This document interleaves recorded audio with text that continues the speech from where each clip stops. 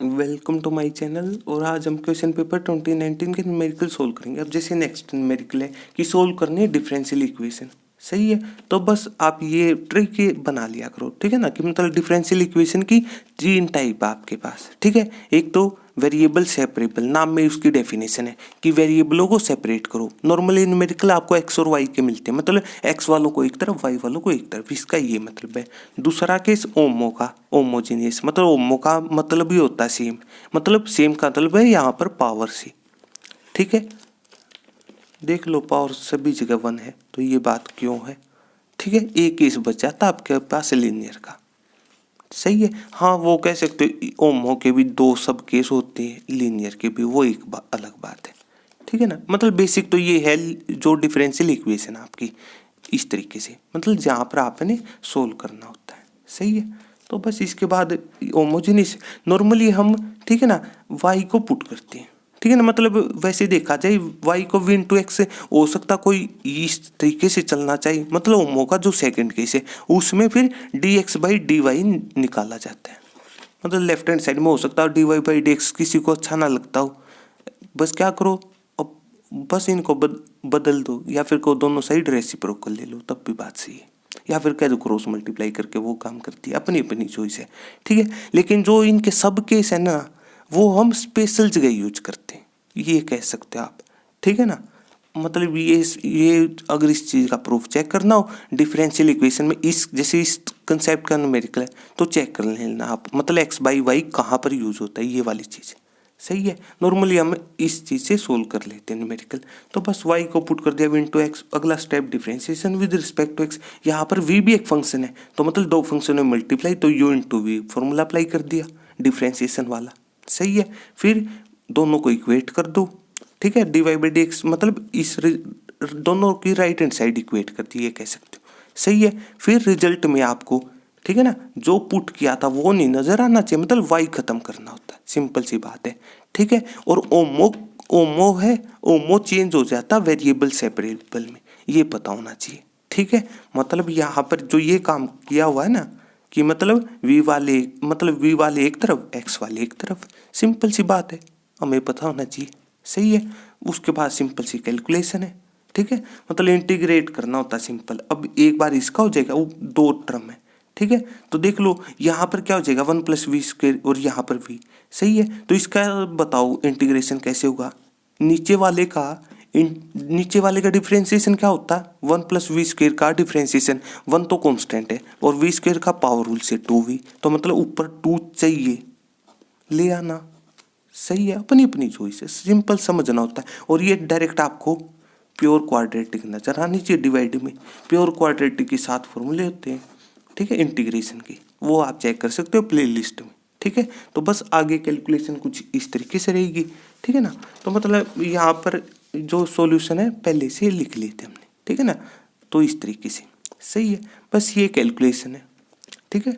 तो बस इसके बाद वो अपनी अपनी चॉइस है, जैसे डिपेंड करता है, यहाँ पर लोग अप्लाई करना चाहते हैं मतलब कांस्टेंट के साथ, मतलब पूरी इक्वेशन में जैसे जिस भी टाइप की चल रही है, जैसे एक टेंजेंट इनवर्स है, ठीक है, एक लोग है, मतलब सारी लोग की नहीं थी, फिर भी अप्लाई करना चाहो अप्लाई कर लो, या फिर सिंपल सी रख लेना, सही है। मतलब अगर पूरी एक नेचर की हो ना, तभी हमें वैसे ये चीज़ अप्लाई करते हैं, ठीक है ना। मान लो जैसे यहाँ पर भी लोग होता, फिर तो लोग लेना ठीक था, या फिर इस तरीके ले लोगे तब भी बात सही है, मतलब आंसर निकाल लो। बेसिक कैलकुलेशन की हुई, ये पोज करके चेक कर लेना, सही है। तो अब इसके बाद, ठीक है ना, अब देख लो एक इसकी इंटरनल चॉइस भी दी हुई है आपको, सही है। तो अब देख लो, ठीक है ना, तो मतलब यहाँ पर पावर सबसे पहले वेरिएबल सेपरेबल, मतलब हम इनको सेपरेट तो कर ही नहीं सकते, मल्टीप्लाई दी हुई, या फिर यहाँ से चेक कर सकते हैं बात, सही है। एक्स इंटू वाई थोड़ी ना सेपरेट होगा, सिंपल सी बात है, सही है। क्या होमो का केस हो सकता है, यहाँ पर पावर 2 है, यहाँ पर भी पावर 2 पर दी जाएगी ये, ठीक है ना, दोनों वेरिएबलों की, मतलब एक तरीके से पावर 2, मतलब जोड़ ली इनकी समझने के हिसाब से, सही है। यहाँ पर भी 2, यहाँ पर भी 2, लेकिन यहाँ पर तो अनडिफाइंड है, ये हमें पता होना चाहिए क्यों है अनडिफाइंड, ठीक है। मतलब डीपली पढ़ना हो तो जो डिफरेंशियल इक्वेशन है उसकी प्ले लिस्ट में चेक कर लेना, ठीक है। या फिर यहाँ पर सिंपल सी बात है, मतलब वेरिएबल सेपरेबल का तो इस वजह से गया केस, ठीक है, ओमो का इस वजह से केस गया, या फिर कह दो यहाँ पर पावर 1 है, लेकिन ये मतलब सिर्फ समझने के लिए इस न्यूमेरिकल में समझ सकते हो, लेकिन एक्चुअल में नहीं होती है बात, ठीक है ना। तो इस तरीके से मतलब बचा कौन सा, लीनियर वाला। सही है, तो ये चीज़ क्यों लिख दी, ठीक है। बस इसके बाद वही लीनियर के दो सब केस होते हैं, हम नॉर्मली dy/dx वाला लेते हैं, मतलब जो स्पेशल दूसरा केस होता है ना ये वाला, ठीक है ना, dx प्लस dy, फिर उसके बाद ठीक है ना p इंटू एक्स हो जाएगा, इस तरीके से ये वाला केस, मतलब ये स्पेशल जगह यूज करते हैं, ठीक है ना। तो इस तरीके से कह सकते हो आप बात। बस इसके बाद थोड़ा सिंप्लीफाई कर लिया इसको, सही है। यहाँ पर मेन बात ये, ठीक है ना, इंटू में y नजर आए और उसके साथ कोई मतलब फंक्शन मतलब x का हो या फिर कॉन्स्टेंट हो, मतलब y ही नहीं होना चाहिए, मेन बात ये होती है यहाँ पर p के अंदर, ठीक है। बस इसके बाद इंटीग्रेटिंग फैक्टर निकलता है, तो वो कैसे निकलता है, e की पावर इंटीग्रेशन करना p का, तो यहाँ पर अब ये देखो डायरेक्ट ही पुट कर दी कि मतलब नीचे वाले का डिफरेंशिएशन ऊपर लिखा हुआ है, 1 + x का डिफरेंशिएशन ऊपर लिखा हुआ है, तो मतलब नीचे वाले को लॉग अप्लाई कर दो, सिंपल सी बात है। या फिर वो ये आया कैसे एक्चुअल में, नीचे वाले को मतलब नया वेरिएबल पुट कर दिया, उससे कह सकते हो अपनी अपनी चॉइस है, या फिर डायरेक्ट को, सही है। बस उसके बाद कैलकुलेशन, हम यहाँ पर वैसे देखा जाए इंटीग्रेशन तो यहाँ पर भी हो रहा है ना, यहाँ पर भी +c ऐड कर सकते थे, लेकिन वो तंग करता है, इसलिए यहाँ पर +c ऐड करने का कोई फायदा नहीं, ठीक है।